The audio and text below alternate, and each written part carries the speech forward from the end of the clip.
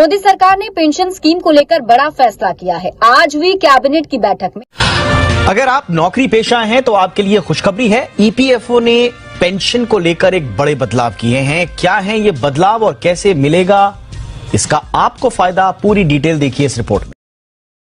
नमस्कार दोस्तों, स्वागत है आप सभी को हमारे YouTube चैनल में। आपको ईपीएस 95 पेंशन के बारे में ताजा जानकारी बताएंगे, जो अभी 10 मिनट पहले की खबर निकलकर सामने आ रही। सरकार ने दिया बहुत बड़ा तोहफा। ईपीएस 95 पेंशन में बढ़ोतरी की अंतिम तारीख घोषित, जल्द मिलेगा आपको फायदा।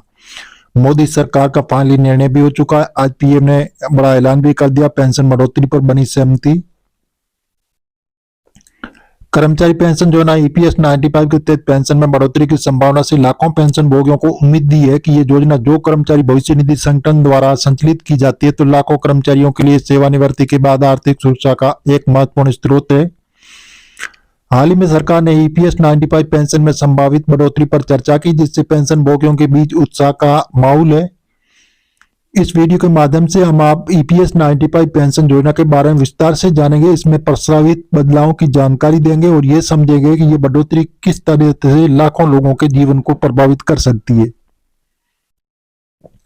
साथ ही हम ये भी जानेंगे इस बढ़ोतरी का लाभ लेने के लिए क्या प्रक्रिया अपनानी होगी और किन किन दस्तावेजों की आवश्यकता पड़ेगी। ईपीएस 95 योजना क्या है और ईपीएस 95 एम्प्लॉयड पेंशन स्कीम 1995 एक सामाजिक सुरक्षा योजना जो ईपीएफओ द्वारा 19 नवंबर 1995 को शुरू की गई थी। इस योजना का मुख्य उद्देश्य संगठित क्षेत्र के कर्मचारियों को सेवानिवृत्ति के बाद वित्तीय सहायता प्रदान करना। ईपीएस 95 के तहत कर्मचारी और नियोक्ता दोनों योगदान करते हैं, जिसमें एक पेंशन फंड बनता है।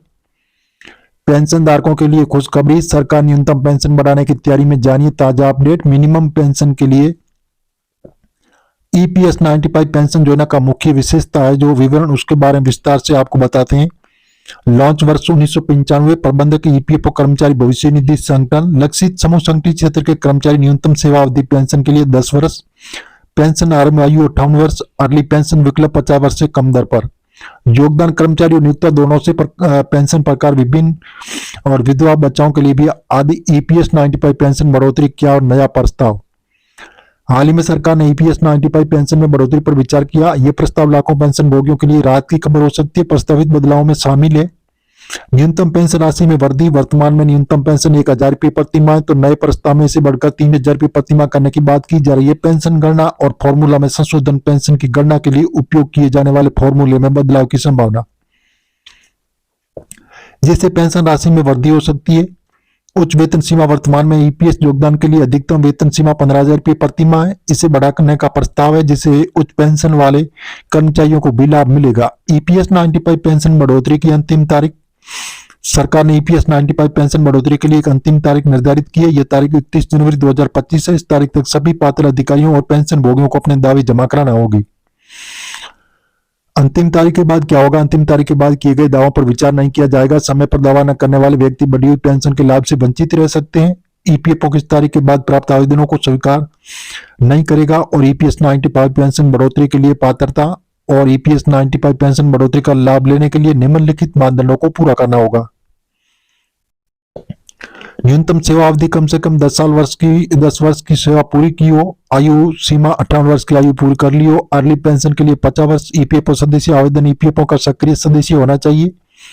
योगदान नियमित रूप से ईपीएस में योगदान किया हो। दस्तावेज सभी आवश्यक दस्तावेज उपलब्ध हो।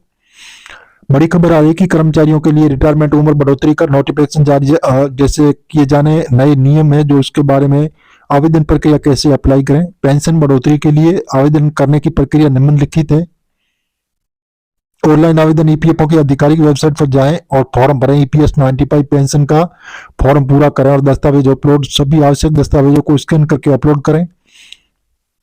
फॉर्म जमा करें और एक जैसे रेफरेंस नंबर प्राप्त करें और ट्रैकिंग से इस रेफरेंस नंबर का उपयोग करके अपने आवेदन की स्थिति की जांच करें।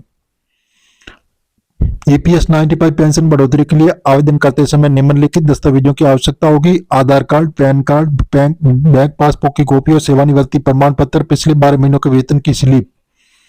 यूएन अकाउंट नंबर जो पासपोर्ट साइज का फोटो। और पेंशन बढ़ोतरी का प्रभाव। इसमें पेंशन में प्रस्तावित बढ़ोतरी का व्यापक प्रभाव पड़ने की संभावना है। जीवन स्तर में सुधार। बढ़ी हुई पेंशन राशि में पेंशन भोगियों के जीवन स्तर में सुधार होगा। और आर्थिक सुरक्षा उच्च पेंशन से वृद्धा पेंशन में बेहतर और आर्थिक सुरक्षा मिलेगी और मुद्रास्फीति से सुरक्षा बढ़ी हुई राशि के प्रभाव को कम करने में मदद करेगी। स्वास्थ्य देखभाल अधिक पेंशन से बेहतर स्वास्थ्य देखभाल की सुविधा मिलेगी। गतिविधियों में वृद्धि पेंशन भोगियों को खर्च करने की क्षमता बढ़ने में अर्थव्यवस्था को भी लाभ होगा। ईपीएस 95 पेंशन बढ़ोतरी की चुनौतियां और समाधान। हालांकि ईपीएस 95 पेंशन में बढ़ोतरी एक स्वागत योग्य कदम है, लेकिन इसके लिए कार्यान्वयन में कुछ चुनौतियां भी है। वित्तीय बोझ बढ़ी हुई पेंशन राशि से सरकार वित्तीय बोझ बढ़ेगा। प्रशासनिक कार्य लाखों आवेदनों को संशोधित करने का समय लगेगा। जागरूकता की कमी, कई पात्र व्यक्ति इस योजना के बारे में जानकारी के अभाव में लाभ से वंचित रह सकते हैं। संभावित समाधान, वित्तीय योजना सरकार को दीर्घकालीन वित्तीय योजना बनानी होगी और डिजिटल प्रक्रिया ऑनलाइन आवेदन का स्वचालित प्रशासन से कार्य तेज हो सकता है। जागरूकता अभियान, व्यापक प्रचार और जागरूकता अभियान चलाए जाने की आवश्यकता है। ईपीएस 95 पेंशन बढ़ोतरी अक्सर पूछे जाने वाले प्रश्न, क्या सभी ईपीएस 95 सदस्य बढ़ी हुई पेंशन के लिए पात्र हैं? उत्तर जैसे नहीं, केवल वे सदस्य हैं जो पात्रता मानदंडों को पूरा करते हैं बढ़ी हुई पेंशन के लिए योग्य होंगे। क्या मौजूदा पेंशन भोगियों को फिर से आवेदन करना होगा? हाँ, मौजूदा पेंशन भोगियों को बढ़ी हुई पेंशन के लिए नए सिरे से आवेदन करना होगा। बढ़ी हुई पेंशन कब से मिलनी शुरू होगी? सरकार द्वारा अंतिम निर्णय लेने और प्रक्रिया पूरी होने के बाद बढ़ी हुई पेंशन मिलना शुरू होगी। तो जी हाँ दोस्तों, हम आपको मीडिया आधारित बता रहे हैं। सरकार से अभी हाल फिलहाल ऐसी घोषणा नहीं हुई है। आप सरकारी ऑफिशियल वेबसाइट पर जाकर इसकी जानकारी ले सकते हैं और मिलेंगे नई जानकारी के साथ। नई और पहली बार तो चैनल को सब्सक्राइब कर लीजिए ताकि इसी प्रकार की जो नई जानकारी होगी वो सबसे पहले आपको मिलती रहेगी।